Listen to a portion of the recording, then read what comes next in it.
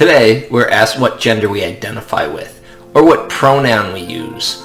Back in the 19th century, things were different. Biologically, you were assumed to be a man or a woman, and what was noted by some was that there were certain rights and responsibilities that are appropriate for a man and certain rights and responsibilities that were appropriate for a woman. My name is Paul DeSolka, Ivy Masters Learning Center at ivymasters.com. And today we're going to look at Test 5, Section 1, number 20, which reads, based on the passages, both authors would agree with which of the following claims. So let's go to the passage. I'm just going to read the parts of the passage that are relevant to the answer to this question. And first, we're going to start with just the first couple lines. Heaven has appointed to one sex the superior and to the other the subordinate station. So, what is, and the author of the first passage is Catherine Beecher. What's she talking about here? We're going to find out more as we read on. It's therefore as much for the dignity as it is for the interests of females to conform to the duties of this relation. So, she is mentioning the word duty there. So certain things are appropriate for a woman to do, seems to be what she is saying. So if we skip down a little bit, it is not because it was designed that her duties, once again, or her influence should be any less important or all-pervading. So women's duties are just as important as men's, and they are just as all-pervading or far-reaching. But what we don't get thus far in the passage is what kind of duties is she talking about? So we're going to go down to read more. And it looks like it's in this paragraph. The paragraph before this, we get what men do. This paragraph and a little bit into the next paragraph, she talks about what is appropriate for a woman. Woman is to win everything by peace and love, by making herself so much respected, esteemed, and loved, that to yield to her opinions and to gratify her wishes are the free will offerings of the heart. But this is to be accomplished all in the domestic and social circle.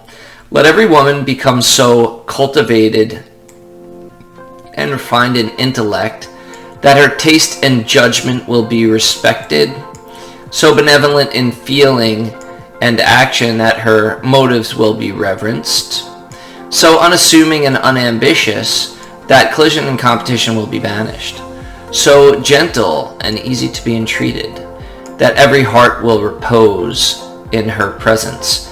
Then the fathers, the husbands, and the sons will find an influence thrown around them, to which they will yield not only willingly, but proudly.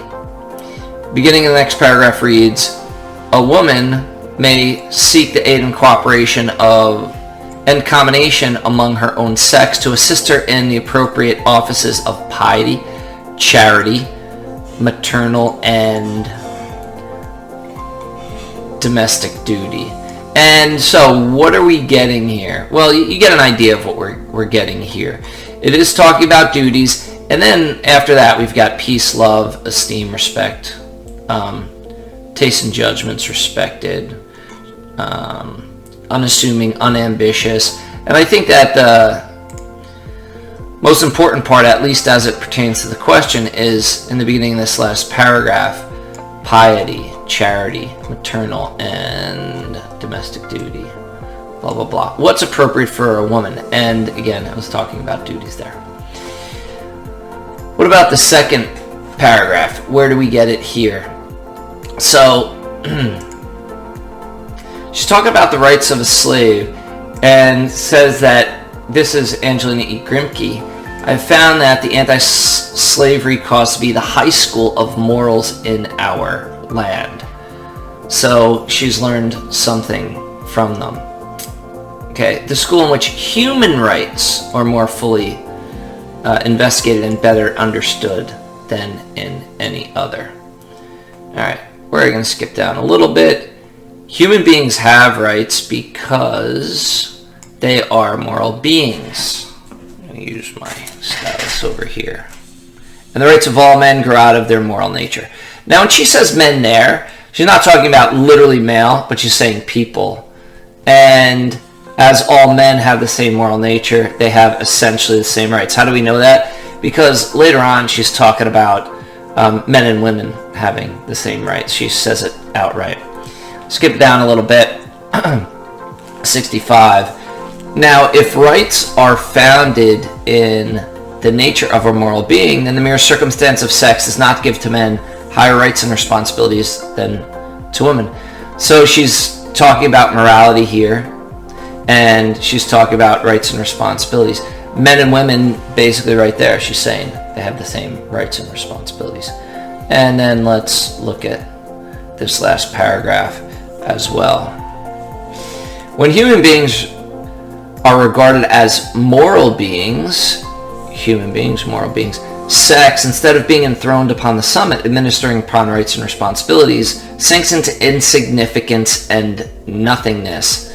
So, gender does not matter. It's just rights and responsibilities, same for men and women. My doctrine then is that whatever is morally right for a man to do, it is morally right for a woman to do. Our duties originate not from the difference of sex, but from the diversity of our relations in life, the various gifts and talents committed to our care, and the different eras in which we live. Sounds like Grimke has a pretty sophisticated argument there. So, we go to the answer choices for number 20. And answer choice A, women have moral duties and responsibilities. That actually looks like a fantastic answer.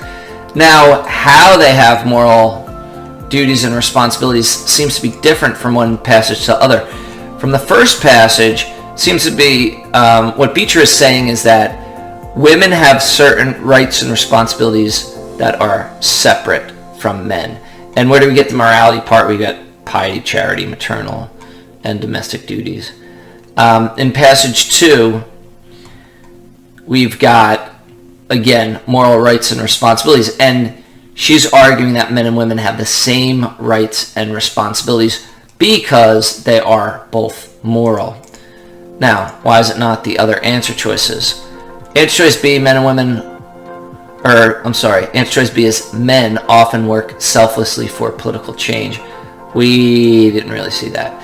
And we get in the literature of the day that women are the moral beings, and it might have been to appease them to say, hey, you cook and clean and take care of the babies. Our babies, our children, they need a moral compass, and women, you're better at this than the men are.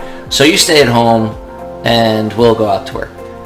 I don't know. It could have been an effort to strip women of their rights. Answer choice C, the ethical obligations of women are often undervalued.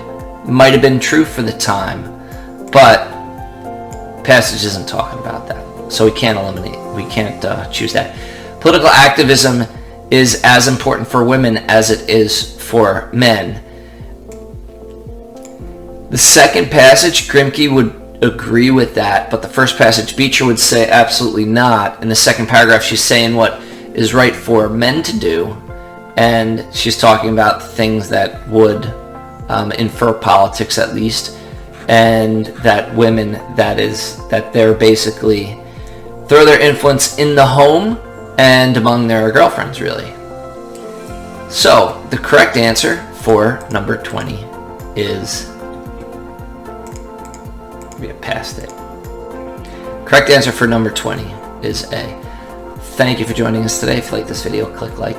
You can share it with someone who has trouble with these types of questions, paired passage questions. If there's any question you'd like to see answered from any official PSAT or SAT or ACT, leave that in the comments. I'd be happy to shoot a video on it. And click subscribe so you don't miss anything. Have a great day.